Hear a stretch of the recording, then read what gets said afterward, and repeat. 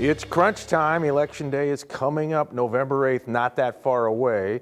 And we continue our candidate interviews. Barbara Goodboe Bisschoff joins us in studio here at North Metro TV, running for Spring Lake Park Mayor, currently on the Spring Lake Park City Council. And Barbara, welcome. Well, thank you. Thank you, Eric. And thank you for this wonderful opportunity to introduce myself and bring my message to the residents of Spring Lake Park. I'm going to read about 2 minutes right now. I'm a second generation 31-year resident. I grew up here and graduated from Spring Lake Park High School. During that period of time, my father, Frenchie, came up with an idea to benefit the purchase of Spring Lake Park band uniforms. The band boosters sold these bumper stickers door to door, along with toy panthers. This was my dad's idea, which I'm very proud of. Yeah, that's a colorful... Isn't it? Isn't that great? Bumper sticker, yeah, it looks and good. Look at this, it's M-I-N-N. That's how it was at the time. Yeah, that's not the postal code, is it? It's not the M-N. This is from 1956. That looks like it could be from today, except for the abbreviation. We put a few of those away. Okay, after attending college, I traveled extensively and lived in many large cities. I learned what it meant to live and work with people of varying cultures, religions, and ethnic backgrounds. Since returning to Minnesota, I have served on the Spring Lake Park City Council for 6 years and am on a number of boards, commissions, and coalitions that pertain to the city. I have a thorough understanding of how our city functions and will continue to work with city administration and staff with the physical management of the budget. I have done a tremendous amount of campaigning around town. This is a grid of Spring Lake Park. The black marks, it shows, I marked the black to show where I'd been in Spring Lake Park, which is every single nook and cranny and street. Single-family residence, apartment buildings, businesses. I did it all. It took me 2 months and a sprained ankle and a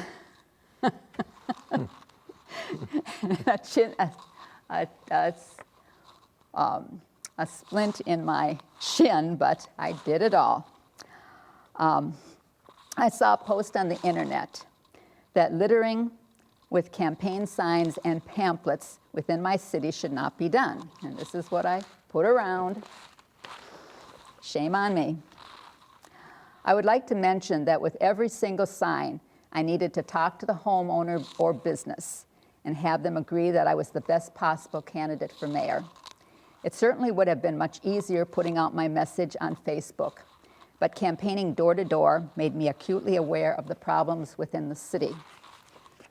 People talked about seeing unkept lawns and trash left in the yards. Why did we allow old furniture to be left out at the curbs for weeks on end? Why didn't we tell homeowners not to park on the grass? I also heard people talk about being concerned with new residents in the town. People need to feel that they fit in. People need to talk to their neighbors, and I think I have a solution for both problems. I would like to establish a Residents United Commission to work to both beautify Spring Lake Park and help with mediating small problems that occur around town. I want to mention something that happened over a month ago with the internet. A year ago, I voted at council against a gun shop being located in a single-family neighborhood, a half a block from a playground. I believe in the Constitution and the Second Amendment, but the location just seemed wrong. The man waited until now to put out outright lies on the internet to blacken my name. I guess he realized after a few days he could easily wind up in civil court and took it down. Please research your facts before listening to lies. Probably the topic on everyone's mind is economics. I have worked with the City Council to keep property tax at 2%. I am also working with a senior group at Legends on their 12.5% rent increase.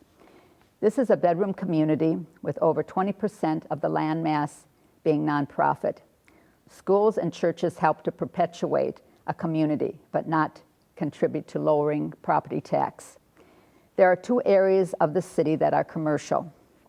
the University Service Drive from 81st to north of 83rd, and the land north of Hy-Vee on Highway 65. Both our areas are prime targets for new business such as restaurants and shops. We need to landscape and beautify both areas, then actively go out and find these businesses.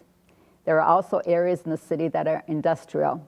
Again, we must actively go out and find those businesses. Highway 65 is a notoriously bad stretch of 10 miles of road. I have been part of the North Trunk Highway 65 Coalition for several years. This year, we produced a 3-minute video to be shown at the Minnesota Legislature and in Washington to gain support and funds. Blaine has so far received $23 million from the federal government for one of their intersections. There's also a huge chunk of the needed funds stuck in a Minnesota omnibus bill that was not signed this year.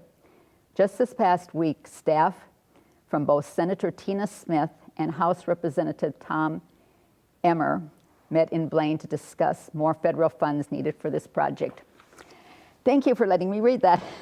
You're welcome. And you've certainly you've covered a lot of ground and laid out some of your beliefs and what you want to accomplish. Okay, is it over then? No, you still have a few minutes left. Let's start with what you brought up for basically somebody a smear campaign against you. Is there anything you want to specifically clear up there on the internet with the gun shop?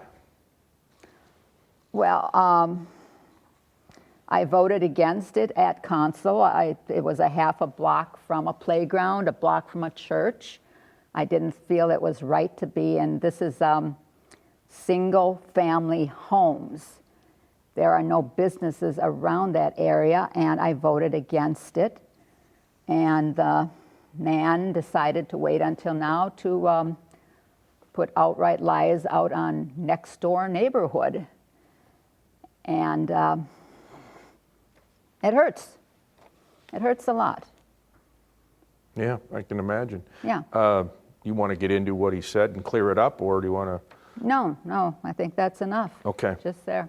Fair enough. All right, you brought up Minnesota State Highway 65, and that comes up with every person we visit with, and it is a huge issue. What needs to happen from the Spring Lake Park perspective to get better flow and help out commutes and businesses as far as upgrading that road?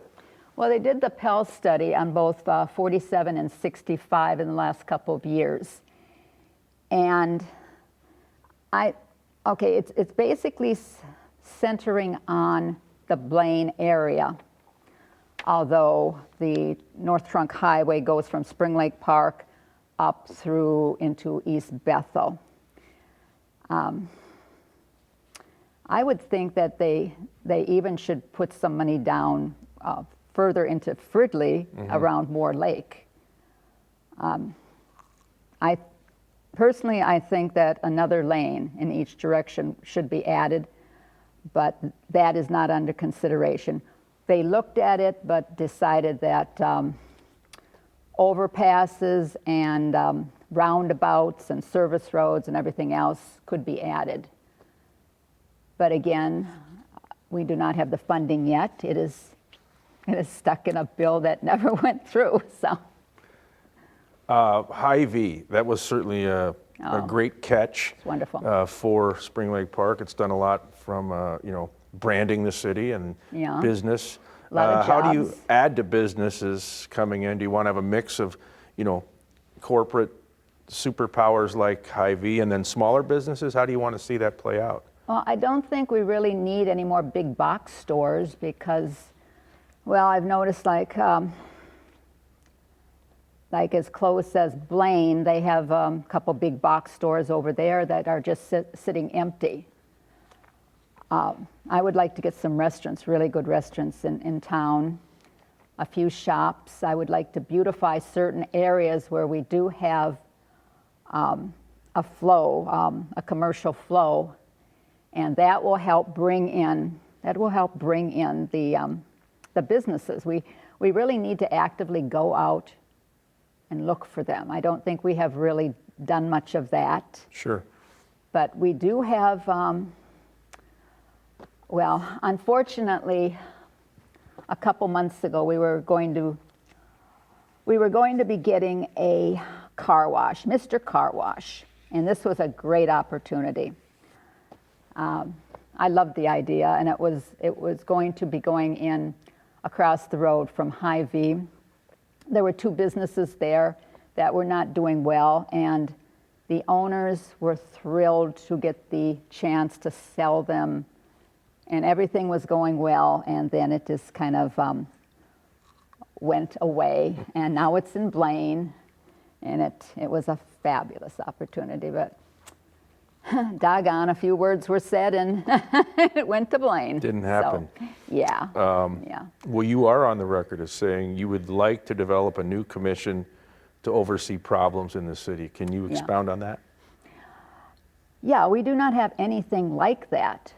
And I would like to get people of various backgrounds, different areas of the city together and talk about this, and then maybe once a month go out and actually go into the community and beautify it a bit. You know, if there's trash there, you know, pick it up. If there's weeds, you know, chop them down. Talk to people. The problem is a lot of new people have moved into the area. We still have a lot of senior citizens, and I guess a lot of them feel that people should do it their way, but maybe the people moving in do not know what their way is. So I think talking is a really good thing to do. And that's what I'd like to do. Yeah, and Spring Lake Park certainly has gotten more diverse in the last 2 or 3 decades. Yeah. How do you bridge build? How do you make sure that, as you said, everybody sits down and talks and listens, and you come up with you know, the best plan for the city? How do you do it? By doing that, by asking certain individuals to meet with you at City Hall and discuss their problems, and then go out into the community and knock at different doors and ask. That's what I was doing when I was campaigning. It took me 2 months to do this, but I went to every single door and every single apartment door. So I did litter the city. Spring Lake Park, gateway to Blaine and the north, and then Yeah. a gateway to Minneapolis going south. Mm-hmm. How do you make it more than a drive-through city? How do you convince people, hey, stop here, get lunch here, or go shop at Hy-Vee, or maybe move here? Well, with Hy-Vee, I mean, that's just a natural. We have a great many people stopping for that. We do not have a lot of restaurants, unfortunately, and shopping. There's not that many shops here, so that is what I would actively like to go out and find. But before we do that, those areas have to be beautified, landscaped, because if you drive through, it just looks like there's a ditch there and some shops. It needs to change a bit. All right, final message to the viewers. Why should Barbara Goodboe Bisschoff be elected mayor, Spring Lake Park? Well, let me read one thing right here.